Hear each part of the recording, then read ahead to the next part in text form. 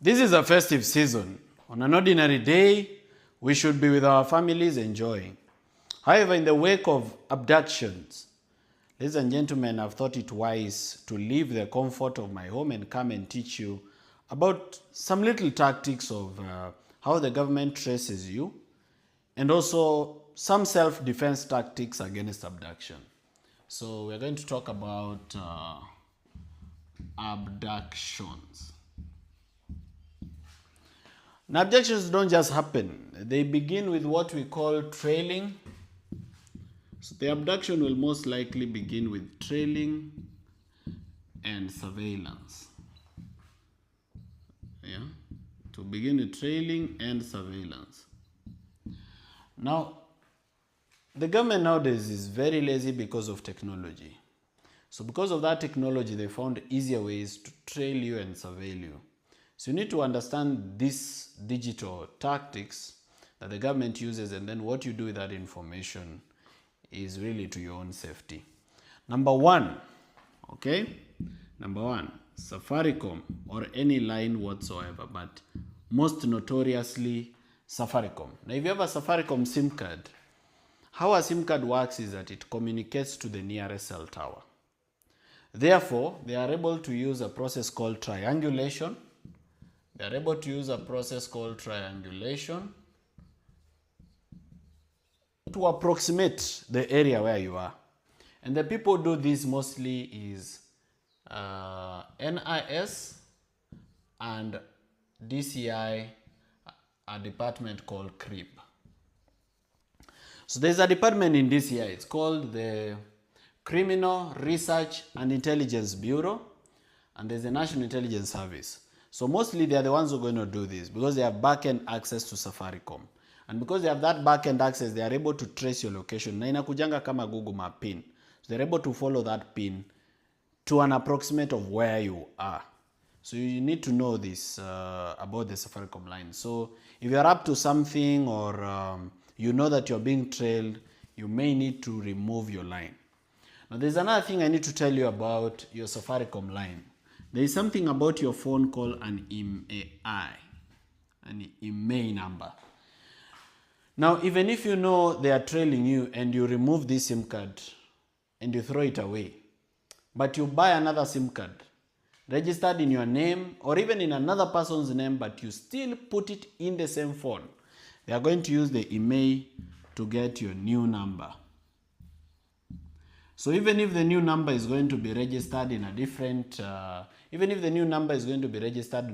name, they're going to use your IMEI number and they're going to get your new number. You need to be careful on that one. So you may have to throw away your phone and your SIM card, or keep away your phone and your SIM card and use a different one. Some of you believe that ukiwa na katululu ama kamulika mwizi you cannot be traced. That's very false. That's not true. You can be traced with any device, including katululu. So be aware of that. Number two, all right, on the issue of tracking and tracing is KPLC. Now, so KPLC is very notorious for giving out your location. And KPLC knows literally where 90% of Kenyans live, especially if you have electricity. How they know is because of your meter number. Now, you will remember that whenever someone applies for a meter number from KPLC, they always provide the plot number. And whenever KPLC comes to give a quotation, they usually take the coordinates of that place. So because of this meter number and because of the national grid of the KPLC, they can use your meter number where you pay tokens to know your house. That is why sometimes you wonder, unapata wamekuja, wameenda hadi 5th floor, wameingia hadi number C1. It's because they know your meter number, where you pay your token. So they're going to know your house. Again, as I told you, what you do with that information is really up to you. Number three is your phone. And here I want to specifically speak about something called Pegasus. Now, Pegasus is a hacking software, a surveillance software that was developed in Israel that Kenya bought for billions of shillings Of course, there was corruption. There's corruption even in NIS. And what it does is that it sends a text to your phone. Now, Pegasus, unlike other hacking softwares, they don't have to touch your phone. Sio lazima washike simu yako for them to install Pegasus. They just need to send you a message. Once the message enters your phone, it downloads the software into your phone. Now, one of the ways to know whether you have been attacked by Pegasus is you leave your phone on the table, you're not using it, then you come back and find that your phone is hot. Unaacha simu kwa meza, unakuja unapata iko na joto. The reason is it's transferring information somewhere.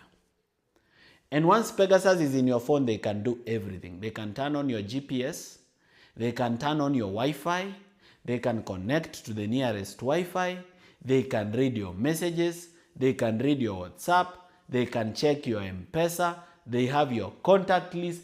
There is nothing they cannot do if they've infected your phone with Pegasus. Nothing at all. So now, if they've hacked you using Pegasus, the following things are going to happen. Number one, they will access your information. They'll access your data. Everything you do, including calls.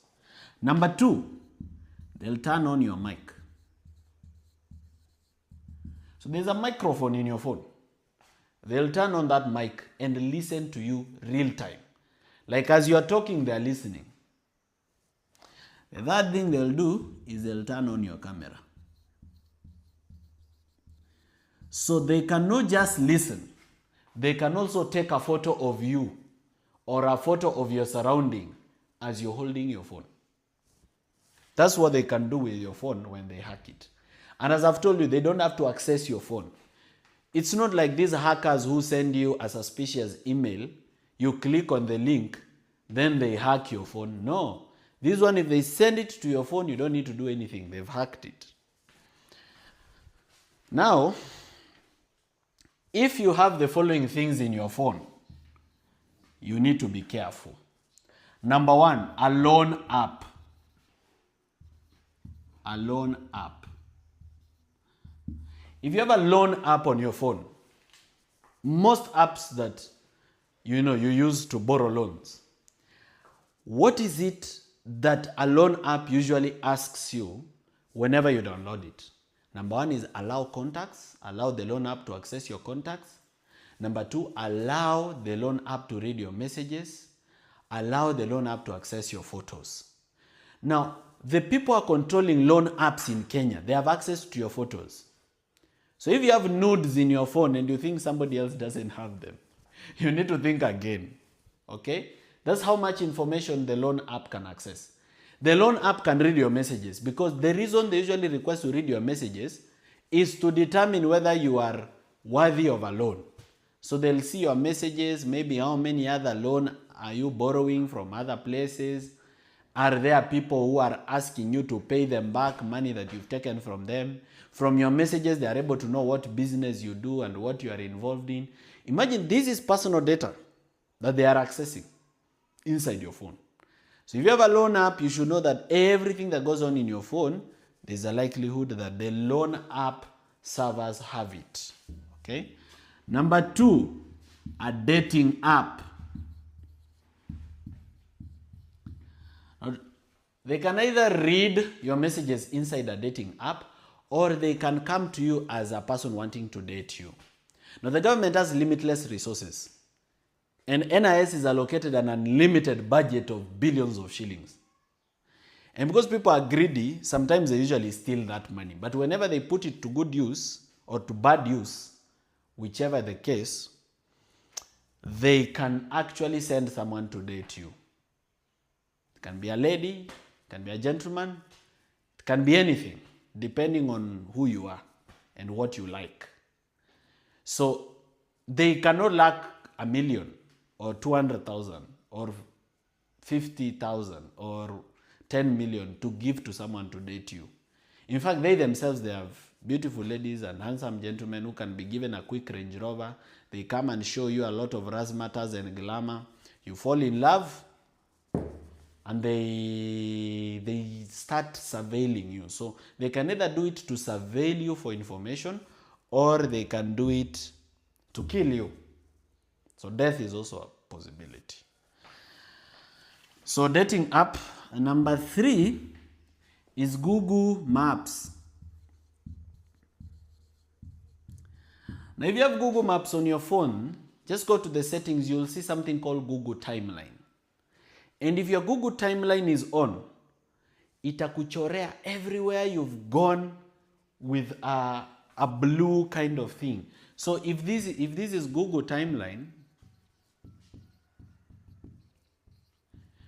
it's going to show you everywhere you've been to. Itasema ulitoka hapa, ukakuja Umoja, ukaenda town, ukakuja Donholm, ukakuja West, ukateremka Mombasa Road, Mlolongo. It's going to draw everything every day, not just one day. As long as it's on, Google Timeline is drawing everywhere you go every day. So they can access it. They can know where you were on the 11th of November and where you went after that because of Google Maps. All right. Number 4. I'm now telling you about the kind of apps which, if you have in your phone, they're going to be dangerous. Sometimes they use game apps. So sometimes you may download a game app thinking that you've downloaded an app for a game, but this app is accessing other information around your phone. So it's a game app, yes, but it's also accessing your photos. It's busy accessing your messages. It's busy accessing your calls. In short, your phone is a danger. In fact, let me not just talk about which apps and which is not. Your phone is a walking danger as long as you have it. Okay? Now I see that the iPhone and BlackBerry are a bit safer. Android is most unsafe. iPhone, they keep upgrading their security, so it's a bit safer. But you see, we are Kenyans and the economy is struggling, so not everybody is going to afford an iPhone. So at some point, you may have to switch off your phone. When you're going to important meetings, you may have to leave your phone behind. When you are in important meetings, don't have your phone in the room. Keep your phone outside the room. When you are going to secret places, don't go with your phone. Mimi siendangi Vampire Diaries na simu.